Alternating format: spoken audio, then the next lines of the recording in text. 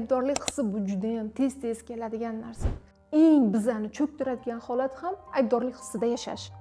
Bu narsa keldimi, qanchalik uzoq davom etadigan bo'lsa, shunchalik atrofingizdan sizni jazolaydiganlar kelishni boshlaydi. Faqat sen aybdorsan deb emas. Holatlar bilan. Masalan, sizning holatingizda farzandlaringiz kasal bo'ldi. Bittasi sog'aysa, ikkinchisi kasal bo'lyapti. Bittasi bundoq bo'lsa, ikkinchisi bundoq. Bu yoqda munosabatlarda ham nima bo'lyapti? Xuddiki hamma sizga qarshidek. Bu nima? Men aybdorman, meni jazolanglar. O'tirib olib o'zimiz ozgina tushunishimiz kerak. Qayerda men o'zimni aybdor his qilyapman va kimni oldida?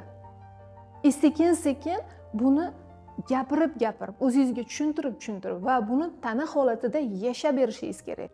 Men boshqacha bo'la olmasdim o'sha payti. Men sizga tushuntirdim-ku. Men shunaqa bo'lishim kerak edi o'sha payti. Xuddi shunaqa harakat qilishim kerak ediki, o'shani qila olganimcha qildim. Demakki, meni nimam yetgunicha, mashinaning speedometri bo'ladi-yu, nimasi chiqadigan. Ba'zilari 200 ga chiqadi, ba'zilari 150 ga chiqadi. O'sha momentda sizniki 150 ga chiqa olar ekan.